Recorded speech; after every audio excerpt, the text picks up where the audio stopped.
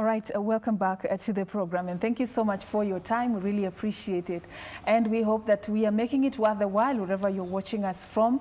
Right now, it's all about Matters Women, and we really appreciate that you create time to watch this particular segment each and every Tuesday, and we hope that we are impacting you in one way or the other. And would like to know, in case we are doing that, at Serfine_Achieng is my Twitter handle, at KBC Television, our official Twitter handle. Please interact with us and let us know what you think and what you feel and what issues you want us to talk about as a woman who wants to be somebody in the society and to solve the problems of this particular generation. So this morning we are talking about women in leadership spaces, just looking at some of the gaps and how we can be able to bridge them. And I'm hosting two ladies who, before we took the break, the conversation had gotten to a point where we just wanted to understand more about now, where are these solutions? Where are these women who are role models? Where do we go and find them? How do we find this information? And this boils down to the issue of mentorship. A lot of questions that people have been asking over time, because one of the issues you mentioned, Zaynah, before we took that break, is the fact that women are even afraid of celebrating themselves, or even coming out and saying, hey, I am, this is what I've achieved. So how do we get to know that it is possible if we do not do that, Zaynah?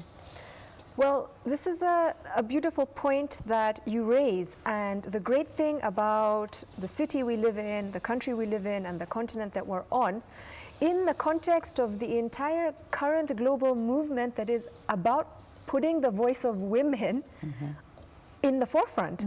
Where is our voice to be heard? Yes. And Betty and I have a wonderful initiative together, and I also want to simultaneously congratulate the numerous other programs and women and men looking and initiating programs and spheres for empowering women. Betty and I specifically have an organization that is called Men and Ladies of Substance, MLOS. And it is a sphere for authentic conversation. Why do we talk about authenticity? Because it comes back to, in what kind of an arena can women already in leadership positions be supported and continue to be supported in their rise to the top? And how do these women in particular inspire emerging leaders? Yeah, that's a good question. And that in itself is a concept of building a community around, here is where I've reached, here is where I'd like to go, here is how I would like to support you in getting to where you would like to be. Okay. So even if we don't call it direct mentorship, there is an atmosphere of synergy, of collaboration, of a space in which people feel supported, where they can communicate. All right. Betty, how do you make this vision and objective a reality? What strategies do you employ to now make it sink down and get to even see results on what's happening on the ground? So in MLOS Africa, what we do is that we have organized and pre-planned events. We have 2 breakfasts in a year, 2 dinners, and a conference in a year, where women come together, women who are in public sector and who are in politics, and women who are in the corporate. We bring this together. We have also we invite the emerging woman leader to come and join in, and it is through these events that we are able to have conversations that help and lead us to the greater heights and to the achievements that we want to achieve as women. So in other words, MLOS is like building, it's a platform, as Zaynah has said, a platform, authentic conversations. And as we said, MLOS means, M stands for men, meaning we are saying we admit and appreciate that we cannot have these conversations without our men. We want them in the conversation because men have something to tell us as women in our leadership. Sorry to cut you short, but why do you think there has been a lot of locking of heads between both genders about this issue of empowerment. Men don't seem to be very comfortable when we talk about women empowerment. Is it because we've taken a very totally different turn, or we've misunderstood what the concept of empowerment is all about? I think the word women empowerment has been misinterpreted, and I must also admit that some women also have taken it just too far. Okay. And sometimes even when a truth is taken too far, it also becomes an error. It is uncomfortable. It is really, it becomes uncomfortable. So we must appreciate that we cannot have these conversations about a woman without a man. Exactly. And that understanding is critical. And we cannot achieve empowerment without men. Empowerment without them. Yeah. And that is why MLOS, and you can see we are starting with M, meaning men. And we have He for She program in MLOS Africa, because we have men coming to converse with us and telling us some of the things that are uncomfortable for us to hear, but they are realities that we have to deal with as women. And so these conversations, we call them authentic transformation through authentic conversation. That is our standard theme for MLOS Africa. Any topic, any event, any conference, that is our standing theme. Authentic conversations. Do you ever take this beyond conversations? I'm asking this question for the sake of that woman who could be watching us from a small corner of this country. Yes. They may not be able to be part of the round table meetings or the dinners or the galas and all that, but they really want to be part of this particular space. Yes. How do you get to influence the life of that type of a woman? Because that is the woman who is battling with so many issues. In this we truly appreciate that. Yeah. And we actually go up. This is not just for the women in Nairobi. This is for women. It is, no. It is because this corporate woman here needs to, you cannot talk of empowering women when you have left some women behind. And that's why we said MLOS is about, building a tribe of women to, to support each other. And so even those women, we have programs. We have programs for every woman who is looking into growth. And this is what we call Emerging Woman Leader. So this program is designed to help these women to, to grow, and even in their struggles, and even in our own way, like through Emerging Models Women and through WAP conventions where we have training and programs for women.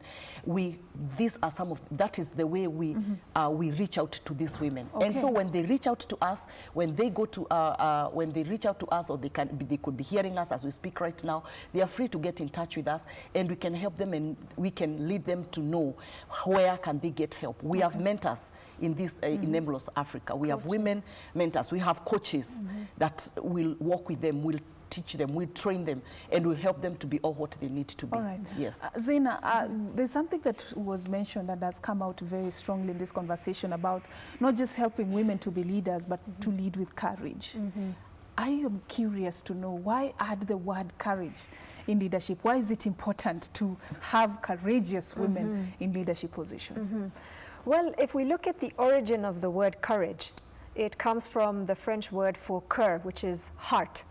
And how often are we ready to consider that leadership comes from the heart, that you can lead from the heart, but there are certain things to say and certain actions to take on that are not influenced from the outside in, but that our desire for impact comes from the inside out, and the external is the consequence. And so being in a conversation and being able to talk openly about what's required, what are the solutions, what are the challenges that we're facing, and then not blame, but let's come together and actually build on our community and our tribe and our wisdom and our values and make something happen, that's courage. Okay. I also have something to add on that. Why lead with courage? And this is the theme of our upcoming gala dinner on Friday, this Friday on 2nd at Kempinski. Why do we talk of leading with courage? It is because it is not obvious, because of the narratives that women have been told, that they can just wake up and just feel courageous. And as Zaynah said, there are many times, more often than not, women feel even guilty to celebrate their own achievements. You don't want to be marked as you are proud, you are loud, and all this, because there's kind of a box that for a long time women have been. And so talking about yourself and your achievement is it's something you feel like you are not supposed to have it. But we are saying this is the time. We must get the courage. Women must get the courage to celebrate who they are and celebrate their own achievement. Let me tell you something. Even raising up a family is an achievement. It is. Even sustaining your marriage. Job. Some of us have been married for many years. Even having that, it's an achievement in a world where many people are feeling they want to stay single and they have nothing to do with men. They just want babies and they can get test tube babies or whatever babies and they don't want. So if a woman has been able to sustain her marriage, to sustain her company, or to do whatever that you've been able to do, to bring up children in the right way, then you need to be celebrated. And that's why we are saying women have to learn to take the courage. And the other thing I want to comment on courage is that look at sometimes, I've talked with some of the CEOs of, you know, big brands in this country.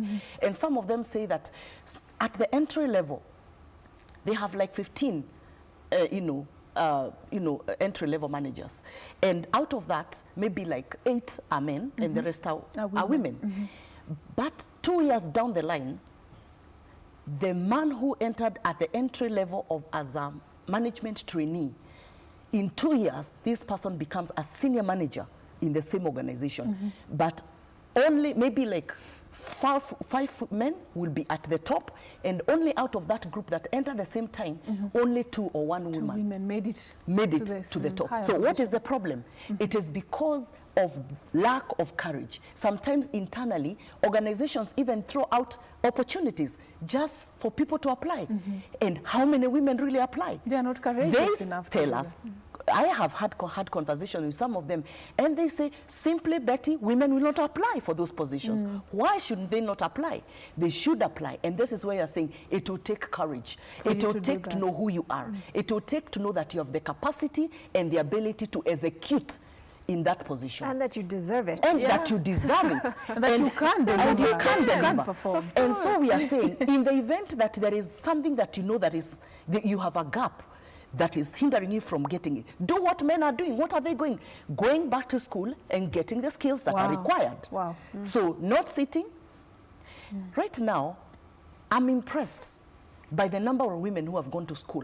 But I'm saying that is not enough. When you go to school, you get the skills that you went to get, then have the courage to apply for those jobs, have the courage to take up those positions when they have been advertised, and do it. And say, I am here, I want to be counted as a woman. Go beyond what is normal. Just push yourself to a higher position. There is nothing that you cannot achieve. There is something you also mentioned that I'd like us to talk about as we're almost bringing this to a close. The issue of forgetting yourself. When you get to that, you know, I'm a woman of influence, I have power, I can speak and people do what I want to do. And then you tend to like forget yourself. You tend to forget that you're a woman. How does that, you know, happen, and what is the implication of allowing that to happen to you as a woman leader? For example, in MLOS Africa, as I've said, that our conversations, we say they are authentic conversations. So our theme has always been and will always remain transformation through authentic conversations. Why that? Because we need to tell each other the hard truth as women, hard truth in love, saying that there are things that women have to stop doing and there are things that we need to start doing as we grow in our leadership, London, so that we don't see women being ridiculed. Because we have a problem, even in this country. We see that women, they were so good, they were so composed, they knew who they were, but once they get to a certain level, something just dramatic happens. And they just, the power gets into their head and they forget who they are. And I think for a woman, being composed, being who you are, and understanding your abilities and your position in the society should keep you sober so that you don't allow power to get into you and destroy you. So I totally, strongly believe that women leaders, we must remain authentic to who we are and subject ourselves to what we call self-checks so that you know, and you must have people, trusted sisters, who can tell you when you start losing it because of the power. No, you're going in the wrong keep direction. those, Serfine, you must keep those kind of women around you. You who know will tell you the truth and tell you, you know what, Betty, the last time I checked on you, this is the direction you're taking and it is not right. Wow. That is what I would I say. can talk to you ladies the whole day because I'm also learning as we do this show. But Zaynah, you have the opportunity to give us the final word on behalf of, you know, everything that we have discussed. What do you tell a woman who has been following this conversation as we bring this to a climax? We say, we believe in you, believe in yourself. And I'll end with this. We've learned that the journey to authenticity is not about being nice. Somewhere along the way, we learn that it's about being true to ourselves and it's about knowing who we are. And then we end up being nice, but that niceness does not come out of fear, it comes out of love. Exactly. And that is the responsibility of a woman and of a human being. All right. Thank you so much, both of you, for your time. Thank you. And once somebody said a woman is like a tea bag, you never know her power, you never know what she's worth until you place her in hot water. And the hot water are the challenges you're facing right now. Go in there and thrive. Show the world that you have something that you can turn every challenge into a beautiful experience. Believe in yourself, like they've shared with us this morning, and prove to the world that you do believe in yourself and you can perform. My name is Serfine Achieng Oma, and I'm coming back in a bit with a conversation I told you I'll be having. We are handling safety this morning in case something tragic happens wherever you are. And we're not being prophets of doom. We just want to prepare you ourselves. What is the first thing that you're supposed to do? What are the safety measures that you're supposed to have at just your fingertips so that in case something happens, you can be able to safeguard your life and also help others around you? That conversation is coming after this particular break. Do stay with us.